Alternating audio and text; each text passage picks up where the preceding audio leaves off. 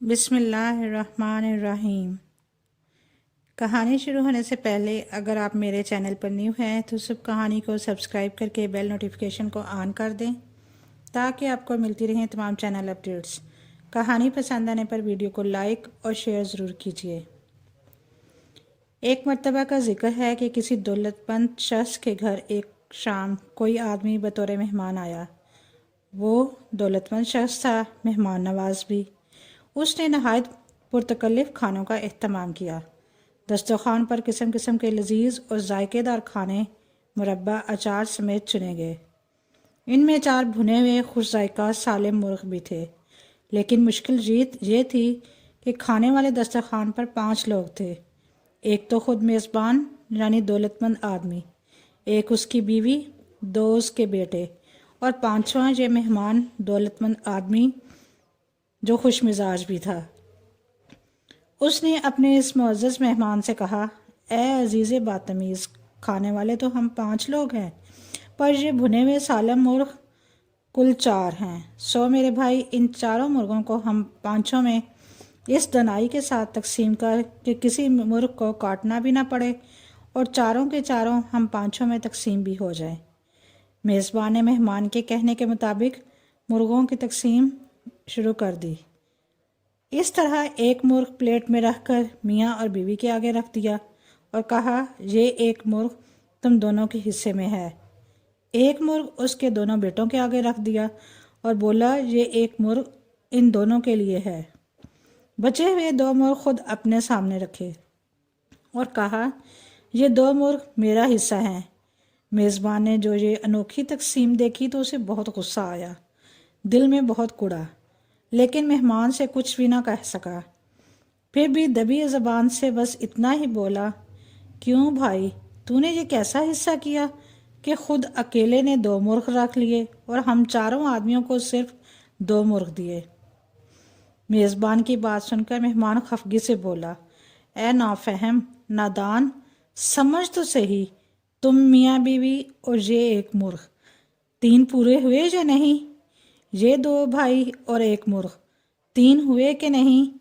اور میں تنہا اور یہ 2 مرغ یہ بھی 3 ہوئے کہ نہیں؟ سو بھائی، حساب برابر، کم نہ زیادہ۔ اس سے صحیح برابر اور منصفانہ تقسیم اور کیا ہو سکتی ہے؟ تو نے خواہ مخواہ مجھے قصوروار جانا اور ناانصافی کا الزام مجھ پر رکھا۔ میزبان بیچارہ لاجواب ہو کر خاموش ہو گیا۔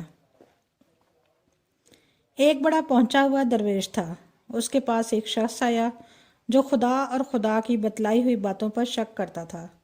اس نے اس پاک دل بزرگ سے کہا، اے درویش، میں تیری خدمت میں 3 بڑے ٹیڑھے سوال لایا ہوں، ان کا جواب دو تو جانو۔ پہلا سوال تو یہ ہے کہ سب لوگ کہتے ہیں کہ خدا ہر جگہ حاضر ہے، مگر مجھے تو کسی جگہ خدا دکھائی نہیں دیتا۔ اگر خدا ہے تو مجھے میری آنکھوں سے دکھا۔ دوسرا سوال یہ ہے کہ انسان خدا کا بندہ ہے، وہ خود کچھ نہیں کرتا، جو کچھ کرتا ہے خدا کرتا ہے۔ انسان تو کمزور اور ناتواں ہے، حق تعالیٰ کی قدرت و طاقت اور اس کے ارادے کے بغیر انسان کوئی کام نہیں کر سکتا۔ جب یہ بات ہے تو پھر انسان کو جرم اور قصور کی سزا کیوں دی جاتی ہے؟ اور تیسرا سوال یہ سنا ہے کہ اللہ تعالیٰ شیطان بے ایمان کو سزا دینے کے لیے دوزخ میں ڈالے گا۔ یہ عجیب بات ہے، دوزخ کی آگ اس سرکش کو کیوں عذاب دے گی جبکہ وہ خود آگ کا بنا ہوا ہے؟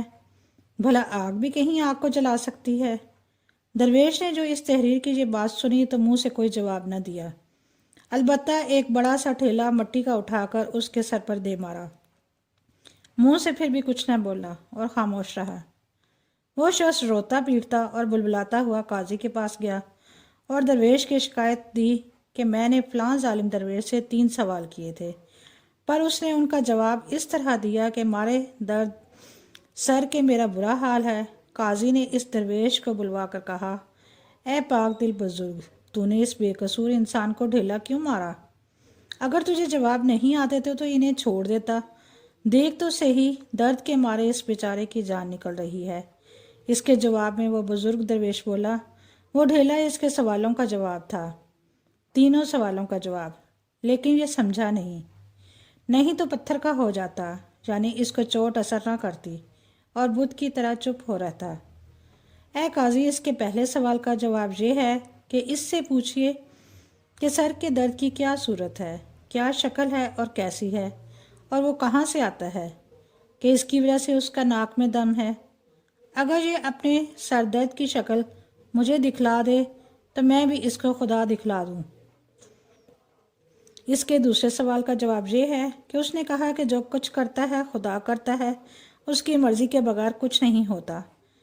تو پھر اس سے پوچھئے کہ یہ میری شکایت آپ کے پاس کیوں لے کر آیا؟ وہ تو جو کچھ کیا اللہ نے کیا، مجھ مجبور کے اس میں کیا قصور؟ اس کے تیسرے سوال کا جواب یہ ہے کہ اس کا کہنا ہے کہ دوزخ کی آگ شیطان ہے، بے ایمان کو کس طرح عذاب دے گی جبکہ وہ خود آگ کا بنا ہوا ہے۔ اگر یہ بات ہے تو پھر مٹی کے ڈھیلے سے اسے کیوں تکلیف ہوئی؟ یہ بھی تو مٹی کا بنا ہوا ہے۔ بزرگ درویش کی یہ دلیلیں سن کر قاضی بھی لاجواب ہو گیا۔ ایک دفعہ کا ذکر ہے کہ ایک بادشاہ نے ایک نجومی سے پوچھا، اے ستارہ شناس، دیکھ تو ذرا میں اس دنیا میں کب تک زندہ رہوں گا اور کب مجھے موت آئے گی؟ نجومی نے کچھ حساب لگا کر جواب دیا،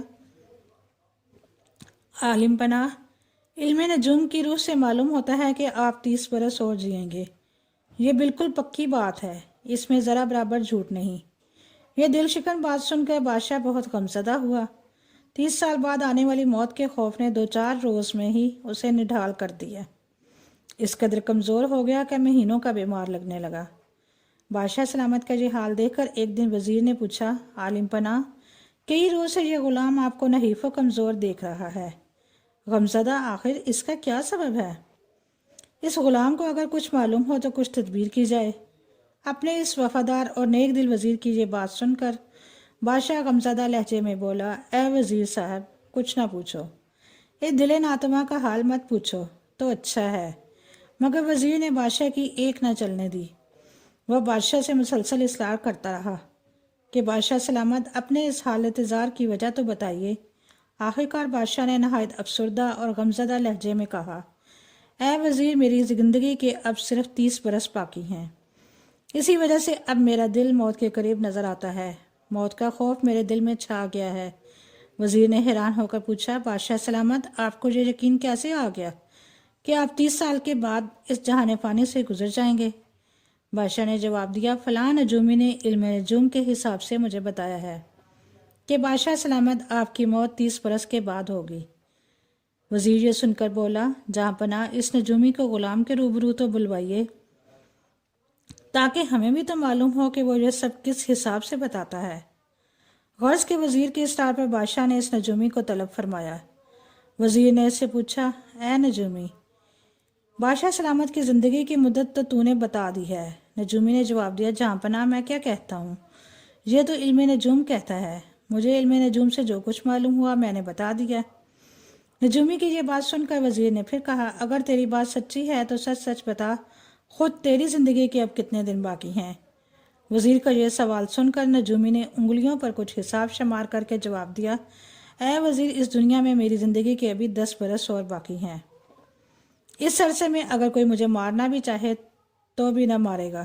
وزیر نے نجومی کی یہ بات سنتے ہی میان سے چمکدار تلوار نکالی اور اس زور سے اس کی گردن پر ماری کہ آن کی آن میں ہی سر کٹ کر قدموں میں آ گیا۔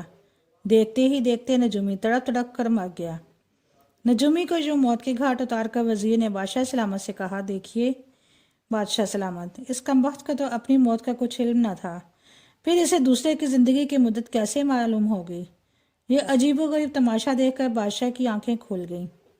اس دم اس نے اپنے دل سے سارے اندیشے نکال دیے اور ہنسی خوشی زندگی گزارنے لگا۔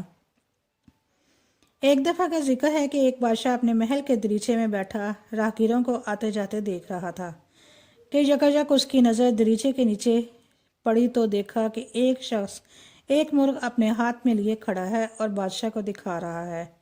بادشاہ نے اس سے پوچھا، اے عزیز بے تمیز، یہ مرغ تو نے اپنے چنگل میں کیوں پکڑ رکھا ہے؟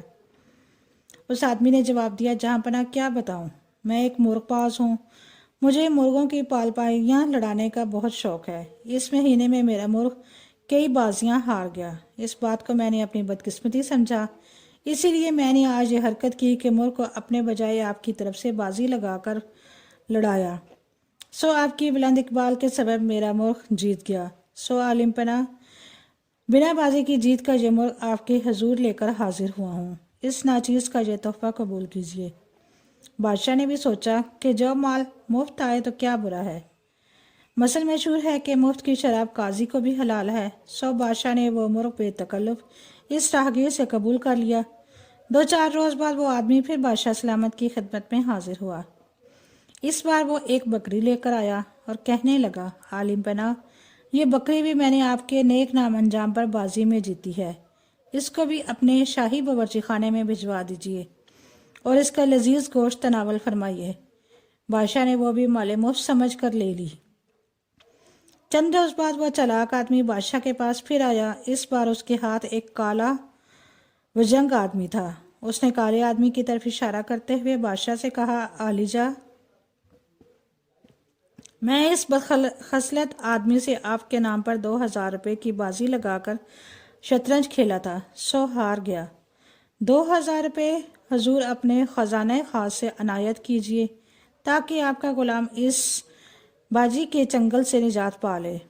بادشاہ اس کی یہ واہیات بات سن کر مسکرایا اور دل میں کہنے لگا، یہ ہوئی نہ 100 سونار کی اور 1 لوہار کی، یعنی آج اس نے اچھی چوٹ دی کہ اپنی بکری اور مرغ کے پیسے بھی پورے کر لیے۔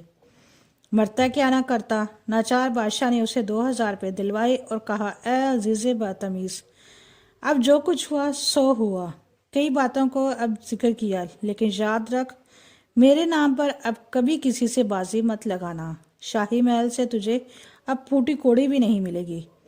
وہ آدمی مسکراتا ہوا روپے جیب میں ڈالے خوشی خوشی محل سے رخصت ہوا۔ 2 آدمیوں نے شطرنج کھیلتے ہوئے آپس میں یہ بازی لگائی کہ ہم میں سے جو شخص جیتے گا وہ ہارنے والے کے بدن سے کھال سمیت 1 سیر گوشت کاٹ لے گا۔ آخرکار بازی ختم ہوئی اور ان میں سے ایک شخص ہار گیا۔ جیتنے والے نے اس سے کہا، لاؤ اپنے بدن کا 1 سیر گوشت مجھے دے دو۔ بیچارہ ہارنے والا بہت گھبرایا، اس نے بہت منت سماجت کی اور خوشامد کی کہ جیتنے والا اس کے بدن کا گوشت نہ کاٹے، اس کے بدلے جتنے چاہے روپے پیسے اور قیمتی سے قیمتی تحفے لے لے۔ پر جیتنے والا تو اس وقت جیت کے نشے میں شیر ہو رہا تھا، وہ نہ مانا اور بولا، میں تو کھال سمیت تمہارے بدن کا 1 سیر گوشت ہی لوں گا۔ بھلا ہارنے والا اچھا بھلا اپنے بدن کا گوشت کیوں کر کٹوا دیتا؟ اس بات پر دونوں میں خوب تکرار ہوئی، یہاں تک کہ یہ مقدمہ انصاف کے لیے قاضی کے سامنے پیش ہوا۔ قاضی نے بازی جیتنے والے کو بہت سمجھایا اور کہا، اے قصائی صفت انسان، تو اس غریب کمزور تن کے بدن کو گوشت کو طلبکار نہ ہو، اپنے اس بےہودہ اور وحشیانہ مطالبے سے باز آ جا۔ تجھے جتنے روپے پیسے درکار ہوں اس غریب سے لے لے اور اسے اس طرح کی تکلیف نہ دے۔ وہ جیت کے نشے میں مست انسان قاضی جی کے سمجھانے بجانے پر بھی راضی نہ ہوا، تو مجبور ہو کر قاضی نے کہا، اے عزیز، اگر تو نہیں مانتا اور یہی تیری مرضی ہے کہ تو اس کے بدن کا گوشت ہی لے گا تو خیر، بسم اللہ، بے دھڑک کاٹ لے، پر ایک بات کا خاص خیال رہے کہ اگر اس کے بدن سے کاٹا ہوا گوشت تولنے میں 1 سر سے 1 ماشا بھی کم یا زیادہ نکلا تو پھر تیری خیر نہیں، تیری بوٹیاں کاٹ کاٹ کر چیل کبوں کے آگے کر دیں گے۔ قاضی جی کی یہ کڑی شرط سن کر بازی جیتنے والا پریشان ہو گیا، گھبرا کر بولا، اے قاضی، میں اس بات پر راضی، میرا خدا راضی کہ میں نے اس شخص کا گوشت کھال سمیت معاف کیا، اب مجھے اس سے کچھ نہیں چاہیے۔ شرط ہارنے والے نے جان چھوٹ جانے پر اللہ کا شکر ادا کیا۔